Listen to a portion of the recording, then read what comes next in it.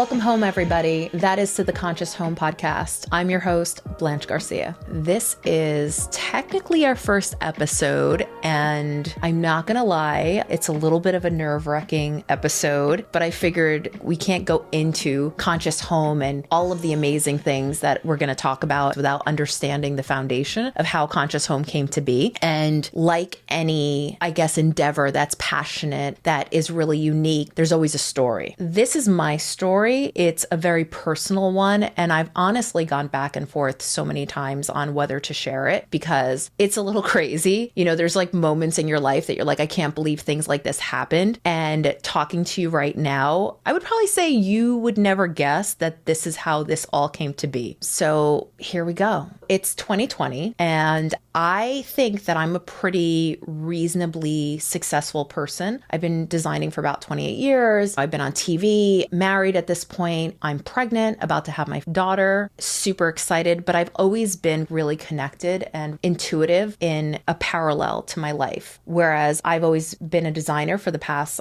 over 25 years at this point, 24 years at that point. I have also been on my spiritual journey. And what does that even mean? Because there's a lot of different versions of spirituality. But for me, it has always been cosmic connection to my guides. You know, like you see feathers and you know that they're with you, or numbers, and you're reminded you're on the right path. I had gone on retreats to like Omega and big into yoga, meditation, but it wasn't like an everyday thing. So here I am thinking, okay, I'm working on my passions. I'm about to have a baby. This is so amazing. I ended up having my daughter at a time when the world stopped. It was right at lockdown for the pandemic, and nobody was really expecting that. There's a lot of things as like a new mom or as somebody who's always been in control of her life, I didn't realize. And what's interesting is that you learn a lot as a parent on who you were and how you set up your life in order to have control or have peace in your life. And the thing that will come in and basically throw all of that upside down is having a kid. That will definitely throw everything topsy-turvy. And that was completely true for me in the sense that I didn't realize how neurodivergent I was. I have always been like, okay, I don't like a lot of loud noises, bright lights, like never use the overhead light, right? You're always going to be using sconces and things like that. I thought just as a designer, I just hated vulgar lighting, right? I didn't like loud noises, or I needed to recharge after I was out with friends. I needed like a day to myself, and I needed quiet, so many different things. I realized though, after I had my daughter and being forced into situations where you really don't have control over certain things. And I also really protected my sleep a lot. I don't know about anybody else, but I'm one of those people that needs 7 to 9 hours sleep. And as a new parent, you don't really get that. So here I am going through a lot of challenges with my scheduling, lack of sleep, and handling a baby. And then we throw the pandemic on top of it. To say that that was probably the most challenging time in my life would be an understatement, because you really also don't have as much support as you would as a new mom. It was interesting because it kind of started slowly, where I was connecting more and more to the other side. What I would say is like the veil. And when I say the veil, for those who they don't know what I'm talking about, and some of you will,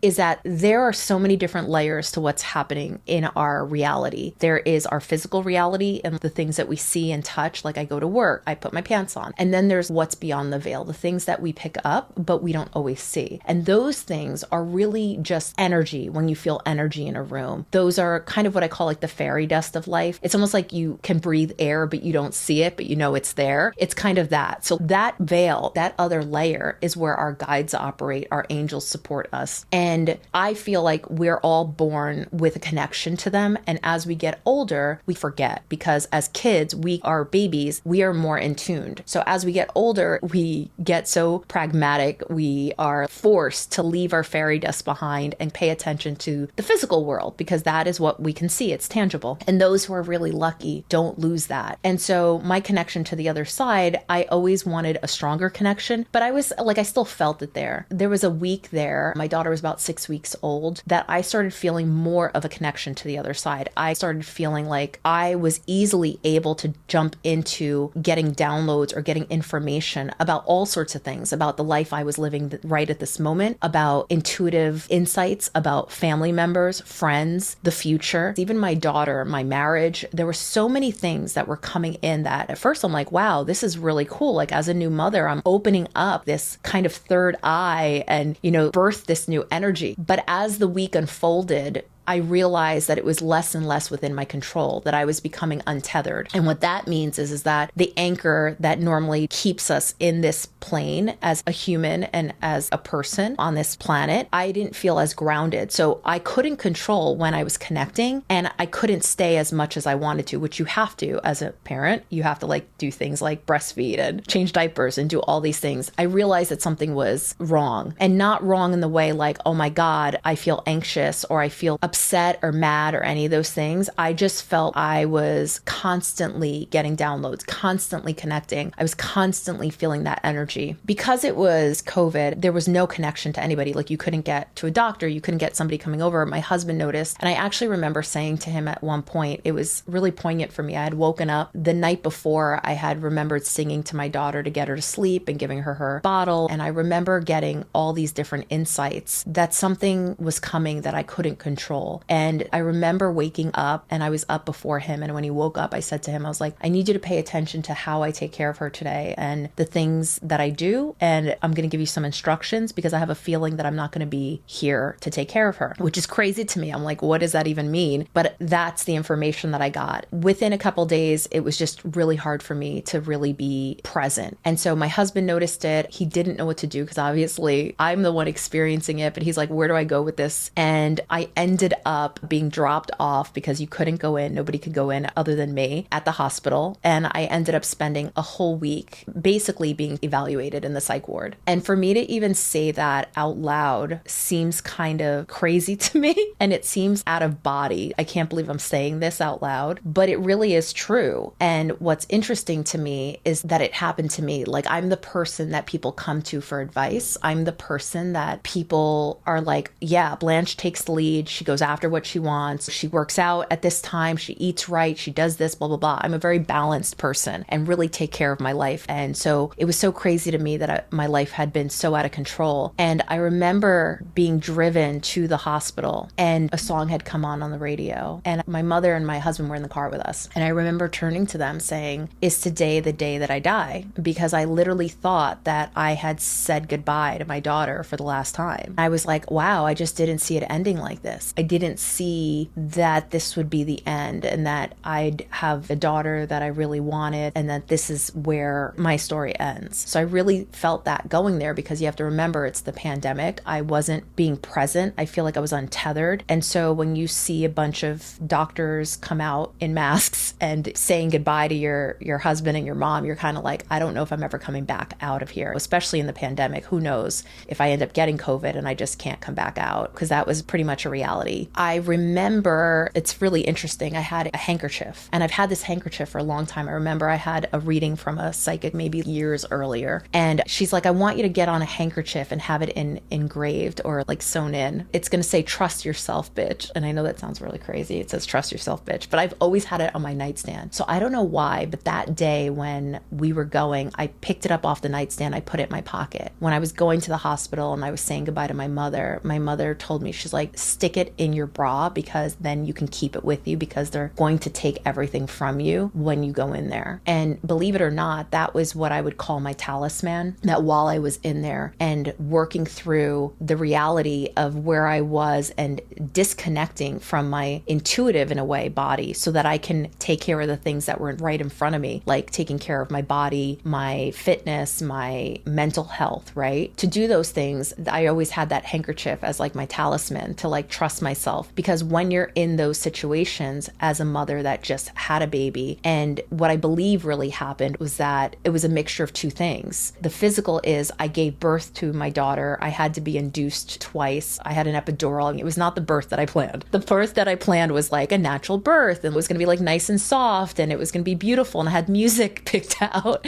and it was me candles, and it was not that. It was 23 hours of screaming, epidural, inducing craziness. And I am not a person that even like barely takes an Advil, so I think it really threw my body out of whack. And as a new mother, my whole physical body just went through this whole traumatic metamorphosis. And I also think that my third eye, which is what we all have, which is what connects us to the other side, even me being as intuitive I was, it kind of blew it wide open. It was like a water spout that I could not control the information coming in and out. I was not grounded. And I say this because when you're in this, what I call an episode to get yourself grounded. When I was in the hospital, there were so many doctors trying to help me and me trying to find myself so that I could get home and get back to my daughter. You really have to remember to trust yourself, because I had to dig deep, like, who was Blanche? What is her belief system? So what's really interesting about the medical field is that they will only help you with what they can see, which means that they are treating the symptom. They are not treating why. They don't need or want to understand the why in a way. They just want to make it go away. And so they'll do that with different prescriptions and pills and those types of things, because they just would like to stop the symptoms. They just would like it to kind of pat it down and go away, which I get,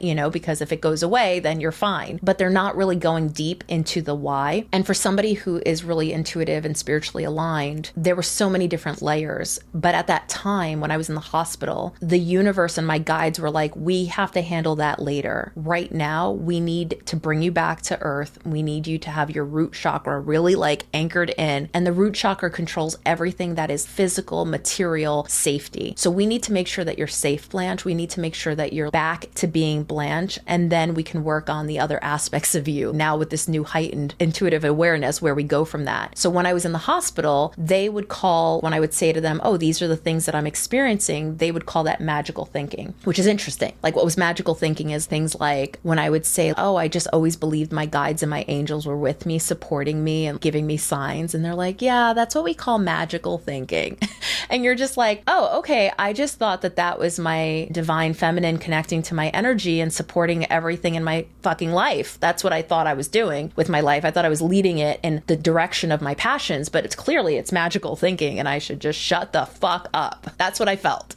So you learn really early while you're in the hospital, there are certain things you want to keep to yourself. And honestly, a part of myself just thought, maybe I've just been wrong my whole life. Maybe there is no higher purpose. Maybe I just was delusional for the past, 40 something years. I don't know. These are the things that go through your head. And you realize, okay, let's just compartmentalize and put that part of you away, because what we have to pay attention to is making sure you eat on time, you're sleeping on time, and you're taking care of your body, right? And whatever that means, you are in survival mode and you need to get back to your daughter and your family. What was interesting to me is that like the first day or so that I was there, I didn't want to eat anything. And they thought I didn't want to eat anything because I was like, oh my God, what if she doesn't want to be on this planet anymore and she wants to do herself in? And you know what I'm saying? And I was like, nah, bitch, I don't want to eat anything because I don't want to catch COVID. There's a fucking pandemic going on. I don't know. That seemed normal to me. So as the days progressed, I was there for about a week and I was able to finally get myself out. And then there was a whole week where I couldn't even be with my newborn daughter because I didn't want to give her COVID. And that week of coming back to myself, my husband was really supporting and helping me kind of put one foot in front of the other. And you really find out what your marriage is worth and your partner is made of when you're in situations where it really calls them to step up, because this was very different and new for him. And I really just spent a few months,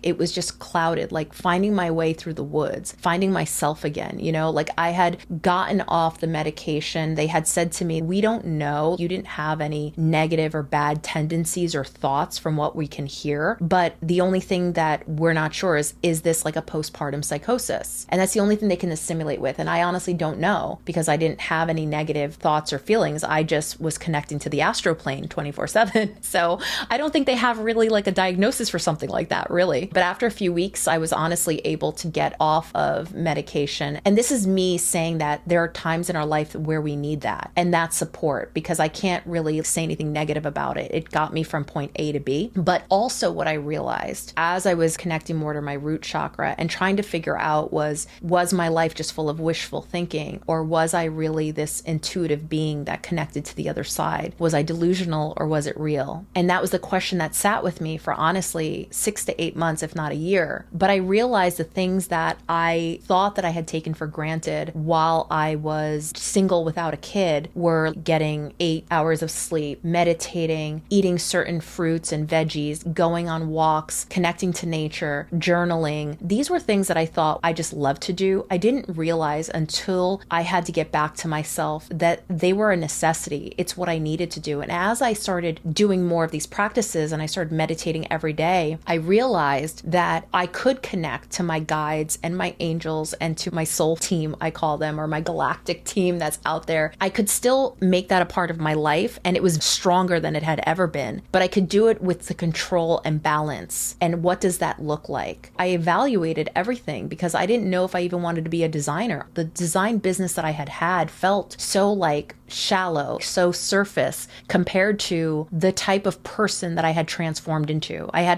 what I call a spiritual awakening at this point, and the life that I had, the things that I was interested, completely shifted. And that happened for a lot of people during the pandemic, honestly. People just changed, realized what was important to them. What I would say also went through a huge mass awakening in a lot of ways. For me, this was no different, but I realized I wanted something different in my life. And I also realized that these things that I thought were just by chance were really conditional to my mental and intuitive well-being, my soul. And so as I was finding myself back to myself, I said, well, what does this all mean? And I was kind of playing with a lot of different modalities. One of them was I was talking to different spiritual teachers that I have always gone there. And I was like, okay, now I'm feeling safer that I can connect with protection. I always protect myself now, especially in the morning, making sure that I'm going in responsibly. When I go in to meditate and have any intuitive connection, I'm going in responsibly, and I'm making sure that I'm grounded every day, every morning, whether right now it's like freezing outside, but normally I would go outside barefoot, step on the grass, and get that grounding energy from the earth. Another thing I realized that I needed. And if I can't do that, as soon as I wake up, I'm tethering myself with a red root energy down to the core of the earth. And I realized that I needed that protection and I needed that connection, because if not, when you go to connect to the other side, you're just like literally out in the atmosphere, just like fucking like, and you can't do that. It's like driving without wheels. Like you need the wheels, you need the engine so you could like really fly, So at the time I was dabbling with, what does this all mean? Why did I go through all this? Why did this happen to me? Like, what am I supposed to do with it? Because now I feel like I'm kind of like a mess, right? I know what I don't want. I know it doesn't work for me anymore, but how do I fuse this new information and who Blanche is now into who I am and into the future? Because I have always been such a passion-driven person. Like everything I do, I have to be in love with, or else I can't do it. I can't just show up and just phone it in. So I was like, what the hell does this mean? So I did a lot of deep inner work, a lot of journaling, a lot of meditating, a lot of being alone in nature walks. And part of the things that started popping up for me, I know this is going to sound kind of weird to some of you out there, is I started going on TikTok a lot, which is like a lot of people out there during the pandemic, because I was just like, what does this even mean? But what's interesting about energy and about signs and about your guides is that they're always there waiting to help direct you. They're always leaving little breadcrumbs for you. And when we're in something, when we have to figure something out, it's really hard to see that. But if you just calm your mind and your energy, you're able to pay attention to the things that you didn't realize were there all along. And so sometimes they get your attention by a sentence that pops up in a book, a bus that passes by that has a sign in it, a friend that calls you. For me, obviously, I wasn't walking through any crowds. It was the pandemic, right? And I wasn't going to like any stores. It was like my world got really, really small. It was like, baby, my phone, my husband, that's really it. And the only way they could get to me was honestly through TikTok. So I started getting all these accounts and people that were kind of in a similar boat to me, that they had recently gone through something and they were working out what does that mean for them. And one of the people that came to me was actually this Akashic record reader, Alicia. And when I saw her videos, I think that when you see somebody that is a soul member of your family from either another time period, or you're supposed to meet them or connect with them, there's an instant recognition. And so when I saw her, I remember going, wow, I want to connect with her. And she had done Akashic record reading, and I'd heard a little bit about it in the past, but I had never really delved into it. So I was like, all right, why not? Let's book a reading and let's see if maybe I can get any answers to help me like what I went through, because I didn't even know what to do with all of this. I ended up booking a reading with her, and it was life-changing. It was life-changing because she not only went into your records, and Akashic records are like a big Google Drive in the sky that has all your information of who you were before you came down to the planet. What is your mission here? If you have one, your passions, what is the point of you being here? How do you progress to your best life? Just so many answers and information of past, present, future, who you're going to be. And it's fascinating. But what was different for me is that I've had readings and connected with spiritual advisors before. But when she went into the records, I felt like I went into the records. I could feel feel the energy and the information. It's almost like when she was talking, I was like, yeah, I see that too. I feel that too. They were giving me confirmation, one after the other. And it was like we were in this symbiotic experience where I was feeling what she was telling me. And so there was never any, oh, is that real or is that right? It was like, yeah, 100%. And we were just like, yeah, blah, blah, blah, blah, blah.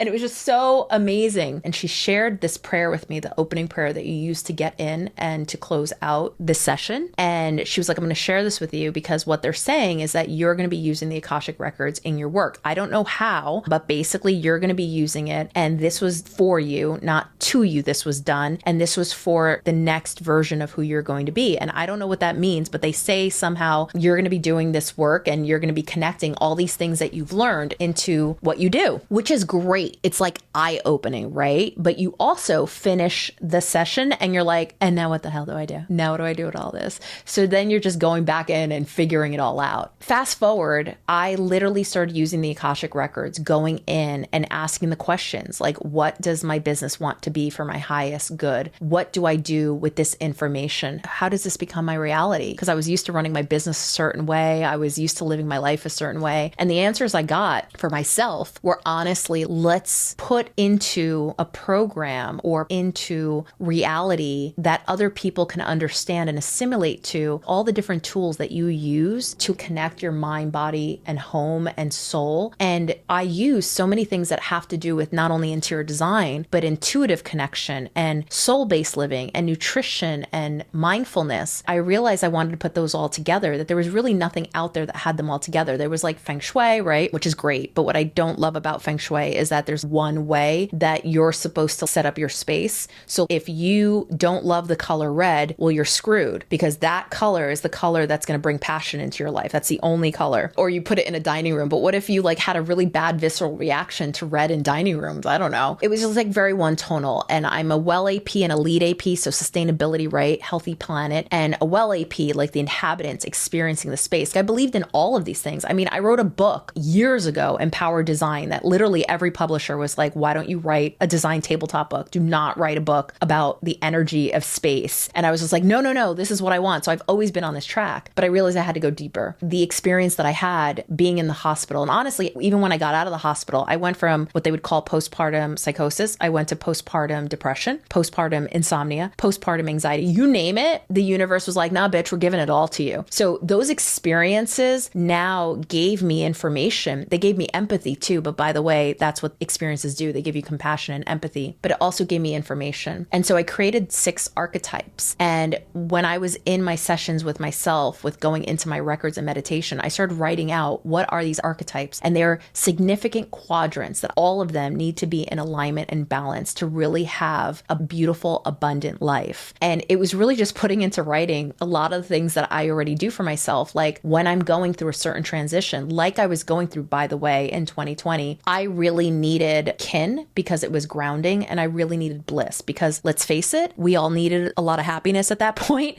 and there wasn't a lot of places to get it from. And I also needed that security and that balance and that grounding. I also needed still, and still is about peace and serenity, because as a new mom, we really just need that quiet and connection. So the things that really helped support me were things like the type of lighting levels I used in the house, furniture types, what brought me joy, certain artwork, because we were in the middle of construction and renovation, which kind of halted with everything going on. But I wanted to bring in pieces that really brought me joy, meditations that I needed, mantras, systems. I go outside in the morning, I protect myself, I meditate, I do these things, self-care. What am I eating? What am I putting into my body? Exercise, which goes into vigor and supporting my body to make sure I was as healthy as I could be, because obviously it was the pandemic, so everybody's dropping like flies, right? So all of these things really came into play during this time. And as I started creating these archetypes, I was like, what do I do with all these? And slowly it became conscious home. It became conscious home, and I realized that it was bigger than me and that I wanted people to have access. I wanted the everyday person to have access to these tools and also to the Akashic Records,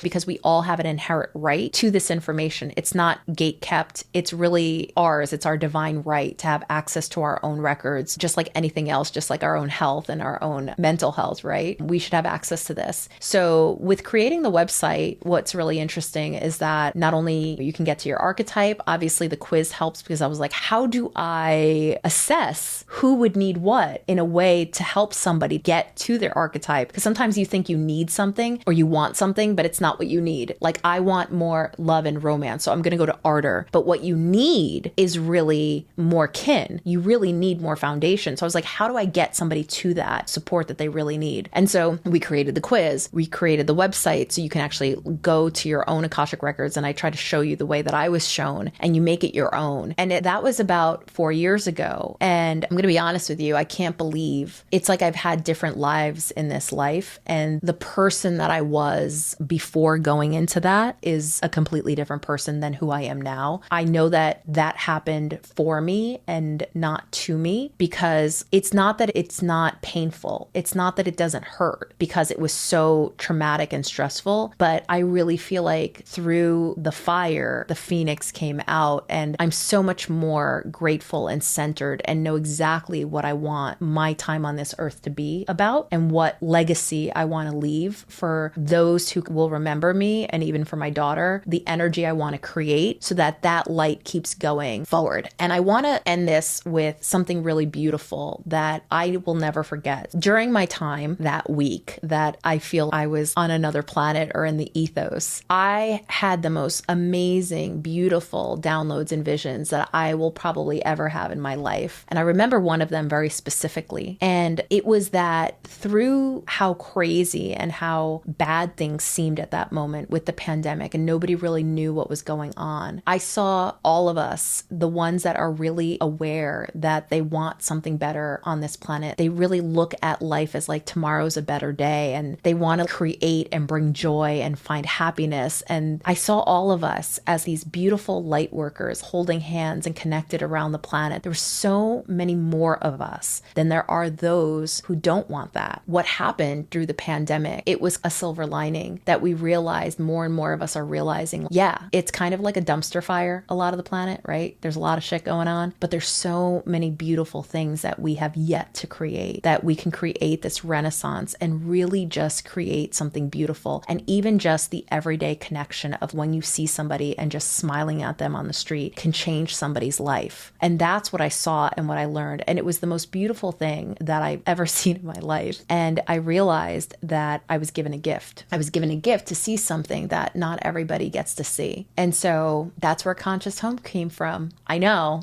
not the simple story you thought you were getting, right? You like probably logged on and you're like, episode 1 of the podcast is going to be light and airy. Not this, we were unpacking some luggage. I like brought my Louis Vuitton to like unpack for you guys, but I don't know any other way than to live authentically. So I leave it all on the floor. And I really do believe that your vibe attracts your tribe. For those who resonate with this, just keep coming back because we have so many things planned. Our next episode is with actually Alicia, and it's really great because every time I'm around her, I feel like fairies and butterflies are hanging out. So come join us for our next episode too. I promise it'll be a lot more happier and vibier than this. This is like the trauma episode, so I apologize for that, but it had to be said. And that's really it. So have a great day.